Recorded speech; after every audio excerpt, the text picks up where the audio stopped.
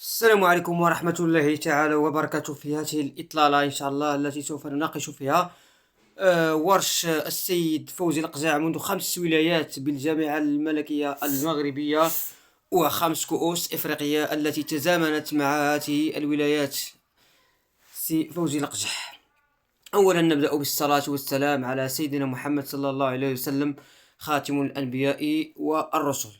آه، الولايات ديال فوزي القجع ربما جميع الولايات التي تزامن عليها هذا الرجل، هذا الشخص النبيل، الشخص الجيد. كأس إفريقيا هي محطة سوداء، أو كأس إفريقيا محطة سوداء في تاريخ الجامعة الملكية المغربية الحالية. يعني جميع مسابقات سواء القارية أو العالمية نجح فيها، باستثناء كأس أفريقيا. هو الورش الأسود بالنسبة لفوزي الأقجع، الورش الخبيث، الورش الذي تبعه مجموعة من رؤساء الجامعات، من حسن سليمان الفهري، فوزي القجاع، مجموعة من الرؤساء التي تعاقبوا على جامعة الملكية المغربية لكرة القدم ولم ينجحوا في إيجاد حل أو طريقة لكي يحصلوا على هذه الكأس الإفريقية. جميع الكاتيجوري ديال المنتخبات الإفريقية، المنتخبات المغربية نجحت. المنتخب ديال الفوتسال 3 كؤوس إفريقية، 3 كؤوس عربية. منتخب الأول، منتخب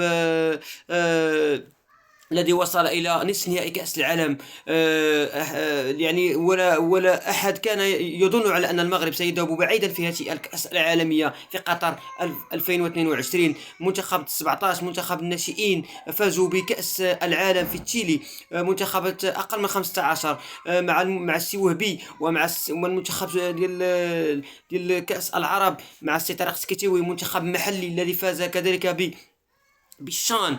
المغرب لديه 3 كؤوس إفريقية يعني ديال المنتخبات المحلية، ولكن هذه كأس إفريقيا نقطة سوداء في مسار المنتخب المغربي، نقطة سوداء. يعني الكل سيجمع على هذه النقطة. وكيف نريد الحصول على هذه الكأس أفريقيا حتى أننا استطعنا تنظيمها في بلادنا لكي نحصل عليها، ولكن كيف السبيل؟ كيف السبيل؟ هل إفريقيا بخبثها، بنكران بجميع وسائل التضليل، لن تكون حالفتنا؟ مجموعة من المنتخبات يعني ظلوا يهللون على أن المغرب بكولسته وبرشويه على أنه سوف يحصل. يعني حتى الجزائر يعني قد تبع المغرب. المغرب اشترى الحكام، المغرب اشترى الكاف، المغرب اشترى بصالح العبارة الصينية، المغرب اشترى البراد، المغرب اشترى، والمغرب لم يشتري شيئا. المغرب نظم كأس افريقيا، المغرب نظم كأس الافريقية من اعلى المستويات، رفع السقف عاليا. ولكن ألا تظنون على أن الكل يحسد المغرب؟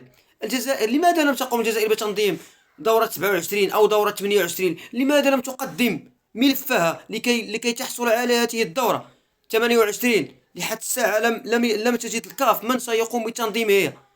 27 3 دول سوف يقومون بتنظيم هذه الدورة. المغرب وحده نظم دورة من أحسن الدورات الإفريقية منذ نشأة الكرة الإفريقية، وحتى أحسن من كأس الأوروبية. المغرب رفع السقف عاليا. هذه الدولة الجارة التي دفعنا عنها في الأمم المتحدة، وقفنا معها دائما في السراء وفي الضراء، تلدغنا من الوراء. هذه الدولة التي كنا يعني نقول على أنهم إخواننا، وهم يعني سوف يساندوننا، ونحن سوف نساندهم في جميع الأحوال. يجب على المغاربة أن يتراصوا، أن يكونوا مع بعضهم البعض. ما تقوليش أنا سنغالي ولا جزائري ولا مصري ولا المغرب. ولن أرضى بأي بلد، حتى يعني المغرب لن أرضى بأي مخلوق من أي مكان، خصوصا إفريقيا. لا يحبون المغرب، يكرهون المغاربة أينما حلوا وارتحلوا. الجزائر لم تقم ببناء ملاعب، حتى أن بنت ملعب واحد، ناسيون مانديلا، وعند افتتاحه في الشان دخلوا في السياسة وبدأ يخطبوا عليهم على أن الصحراء مغتصبة، وعلى أن المغرب، وعلى يهللون، يقولون على أن المغرب. لماذا هذا الخبث؟ لماذا هذه الكراهية؟ لماذا؟ السنغاليين كنا نقول عنه أنهم أحبابنا وأصدقاءنا وتربطنا معهم علاقات وطيدة. للأسف المؤمن لا يلدغ من الجحر مرتين، للأسف الشديد. سيروا خدموا بلادكم، صاوبوا الملاعب ديالكم، صاوبوا السبيطارات ديالكم، صاوبوا البنية التحتية باش تكونوا واجدين. المغرب راه عندهم كاس افريقيا، نظمها احسن تنظيم. عندنا كاس العالم، نظم الشان السيدات، كاس العالم الانديه، مجموعه من الاوراق قادمه من المملكه المغربيه الشريفه. ولكن انتم ماذا نظمتم؟ حتى مدرب السنغال بابا تياو أهلل بالجزائر على أنه نظم الشان أحسن من كأس أفريقيا. بماذا؟ بعشر مشاهدات، بعشر مشاهدات في وسائل الإعلام أو في الوسائل المرئية باش نظم هذا الشان. ملعب واحد يلعبون فيه 4 منتخبات، ملعب تدريب واحد يتدربون فيه 5 منتخبات. بماذا؟ المغرب صار قوة ليست كما يقولون ضاربة، ولكن قوة عظمى يضرب به المثل. العالم يتغنى بالمغرب، جميع الدول، فرنسا، إسبانيا، البرتغال، إيطاليا، أمريكا، مكسيك، كندا، حتى أرسن فينغر مدرب عالمي وتاريخه يشهد له على ذلك.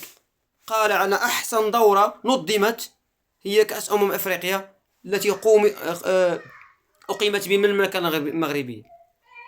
لماذا هذا الخبث؟ لماذا هذا الكراهية؟ لماذا؟ والمغرب هو المنقذ إفريقيا، دائما نجد المغرب هو من ينقذ إفريقيا في جميع الأحوال. أتمنى أن المنتخب المغربي لن يتأثر بهذه الكأس الإفريقية التي مرت، وخيرها في غيرها. إن شاء الله سوف نكون في حسن الظن في الدورة القادمة، وربما كأس العالم هو الأقرب لكي نعوض ما ضاع.